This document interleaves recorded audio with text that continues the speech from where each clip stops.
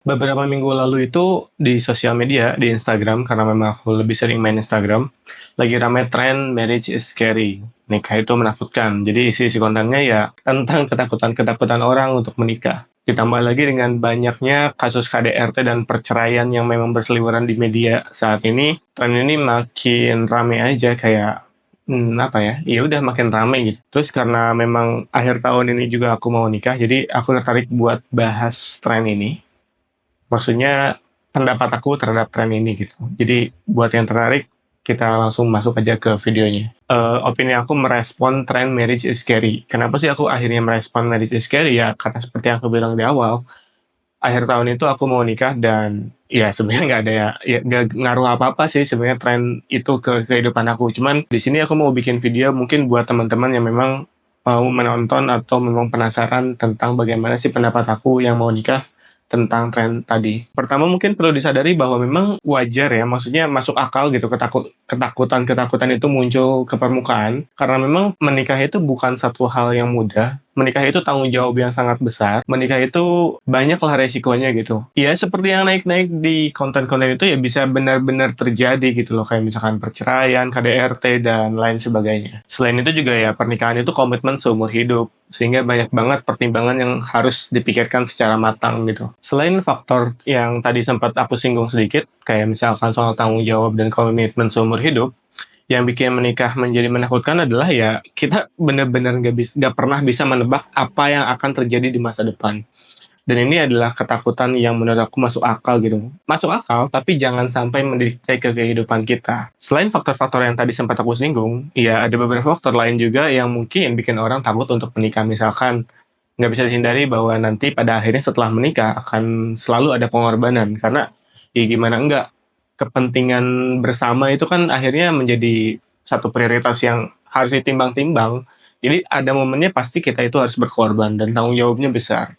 Selain itu, masa depan juga nggak pernah bisa kita tebak, sehingga akhirnya karena kita tidak bisa menebak yang namanya masa depan, bisa aja ada variabel tidak terduga, dan variabel tidak terduga ini malah hal yang memang tidak pernah kita antisipasi, yang kemudian menjuruskan atau mengarahkan pernikahan ini ke kegagalan dan perceraian. Dan tentu itu satu hal yang sangat tidak diinginkan. Tapi pertanyaan selanjutnya adalah apakah memang pernikahan itu selalu menakutkan? Ya jawabannya jelas enggak ya. Kenapa? Ya bagi beberapa orang bahkan pernikahan itu adalah satu momen atau satu jalan yang mengubah hidupnya. Misalkan di lingkungan sebelum pernikahannya, katakanlah keluarga, itu mimpinya nggak pernah disupport, kemudian kita mendapat pasangan yang sangat mensupport mimpi kita. Bahkan kita didorong untuk mengejar apa yang kita inginkan. Tentu itu satu hal yang positif menurut aku. Karena yang nggak bisa dipungkiri di luar sana itu banyak keluarga yang membatasi mimpi dan keinginan seseorang karena dirasa terlalu besar ambisinya. Kalau kata Panji, mimpi itu nggak pernah mati. Dia itu kayak pingsan aja dan nanti di usia tua atau bahkan nggak perlu tunggu tua akan kembali dalam bentuk penyesalan. Ya itu, jadi bagi beberapa orang bahkan pernikahan itu bisa menjadi satu momen di mana dia akhirnya bisa berjuang, berusaha mengejar apa yang dia inginkan, yang selama di keluarga belum bisa dia dapatkan. Selain itu, menikah juga bisa menjadi momen yang sangat menyenangkan. Ya, bayangin aja, aku sama tunangan aku itu udah kenal dari 7 tahun lalu. Dari aku yang hanya sekedar anak SMK, sampai ya sekarang alhamdulillah udah punya pemasukan dan menurut aku akan sangat menyenangkan bisa hidup bersama orang yang sangat kita cintai. Dan akhirnya kita bisa berbagi cerita bersama, hidup bersama dan tumbuh bersama. Menurut aku itu akan sangat menyenangkan. Kalau gitu, pertanyaannya adalah bagaimana akhirnya membuat pernikahan menjadi tidak menakutkan? Ya, menurut aku sih ngobrol aja. Ngobrolin banyak hal dulu sebelum memutuskan untuk menikah. Dari mulai cara mengatur uang, misalkan karena banyak banget konflik rumah tangga yang aku tahu itu berasal dari uang ini. Kayak misalkan obrolan lain, kayak misalkan nanti setelah nikah mau tinggal di mana? Apakah mau ngontrak atau misalkan KPR atau misalkan nebeng sama mertua atau yang lainnya mungkin nggak tahu apa.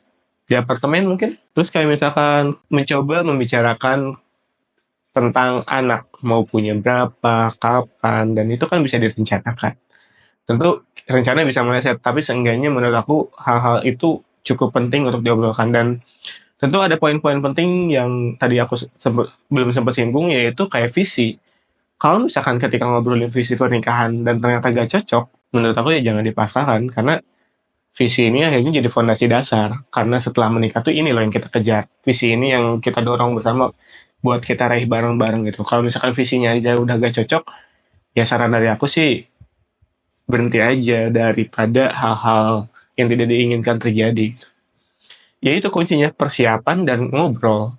Kalau selama proses mengenal, proses persiapan dan proses ngobrol itu ada satu atau banyak hal yang memang tidak cocok dengan kamu, ya standarnya bisa beda-beda. Kayak misalkan, oh kamu nggak suka orang yang ngerokok, ternyata pasangan yang sedang kamu kenal itu merokok. Menurut aku ya udah, kalau emang itu adalah red flag yang nggak bisa kamu toleransi, nggak usah dilanjut aja. Tentu itu contoh aja, kayak misalkan akhirnya yang tahu red flag atau enggaknya itu ya kamu sendiri. Karena tiap orang bisa sangat beda-beda. Kayak misalkan aku, red flag yang paling besar, yang paling nggak bisa aku terima itu adalah perselingkuhan. Sehingga kalau misalkan tunangan aku atau bahkan mungkin ketika nanti sudah menjadi istri, ketahuan selingkuh, tentu aku akan lihat dulu konteksnya gimana ya. Cuman kalau misalkan ternyata udah sangat separah itu, mungkin mau nggak mau juga akhirnya harus berakhir juga, karena itu adalah red flag yang bahkan sejak 7 tahun lalu udah aku omongin ke tunangan aku gitu. Jadi ya setiap orang akan punya red flagnya masing-masing, ada kriteria yang memang ingin dikejar, dan ya itu yang dibutuhin. Dan kuncinya adalah ngobrol. Ngobrol dulu, kenali dulu pasangan kamu sebelum menikah. Kalau misalkan dari fase perkenalan aja udah banyak gak cocoknya, jangan dipaksain. Sesederhana itu sebetulnya. Dan meskipun tampak sederhana, sebetulnya bukan berarti ketika kita udah mempersiapkan semuanya sebelum pernikahan, maka setelah pernikahan akan lancar. Ya enggak juga. Menikah ataupun enggak menikah, masalahnya akan selalu tetap ada. Jadi persiapan itu fungsinya untuk meminimalisir ya ketakutan-ketakutan tadi. Kayak misalkan kamu punya ketakutan KDRT di rumah tangga, ya lihat aja gelagat dia ketika misalkan emosi memuncak. Kan nanti di proses perkenalan mungkin akan ada konflik, akan ada emosi. Nah, cara dia melampiaskan emosinya itu seperti apa? Dari situ kan udah kelihatan apakah ada benih-benih KDRT atau enggak. Terus kalau misalkan apa ya, kamu takut diselingkuhin ya, dari proses perkenalan pun pasti seenggaknya akan ada kelihatan. Kalau nggak kelihatan ya coba kamu deketin teman-temannya. Pastilah ada tanda-tanda yang sebetulnya kalau kamu bisa menerima secara objektif.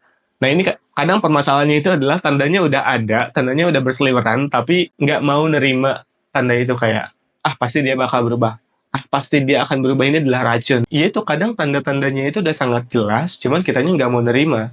Dan terjebak di logical fallacy, ada itu sunk cost fallacy. Karena sudah terlanjur lama menjalin hubungan, jadi kayak sayang untuk mengakhirinya.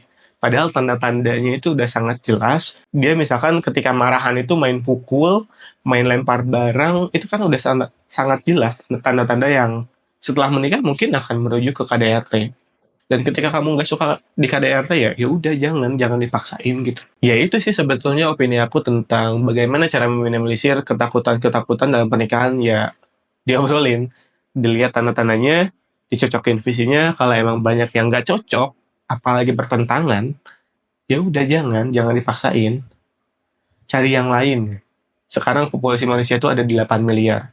Carilah yang lain. Oke, sebagai penutup, aku akan balik lagi ke pertanyaan, apakah pernikahan itu menakutkan atau tidak? Jawabannya, tergantung, bisa iya dan bisa tidak. Pernikahan menakutkan ketika kamu sudah melihat red flag di pasangan kamu, tapi kamu denial dan terus memaksakan untuk menikahinya karena percaya bahwa dia akan berubah. It's really hard to people to change. Dan bisa sangat tidak menakutkan ketika kamu melihat pasangan kamu ternyata sevisi dan tidak ada tanda-tanda red flag selama kamu mengenal. Dan proses mengenal ini waktunya bisa sangat relatif ya, tergantung bagaimana kita bisa objektif menilai pasangan kita. Jadi itu kuncinya adalah di persiapan, kuncinya adalah di kelihayan kita melihat tanda-tanda di pasangan kita. Karena ya seperti yang tadi aku singgung di konten, kalau dari tahap mengenal aja udah main lempar barang, main pukul, ya nanti setelah menikah kemungkinan besar akan terjadi KDRT. Ya mungkin itu aja opini aku tentang trend marriage is scary. Kamu boleh melempar opini kamu, pendapat kamu di kolom komentar kalau misalkan nggak setuju atau misalkan ada poin dari aku yang menurut kamu salah. Feel free to comment, jadi silahkan komen dan kita diskusi di kolom komentar. Udah.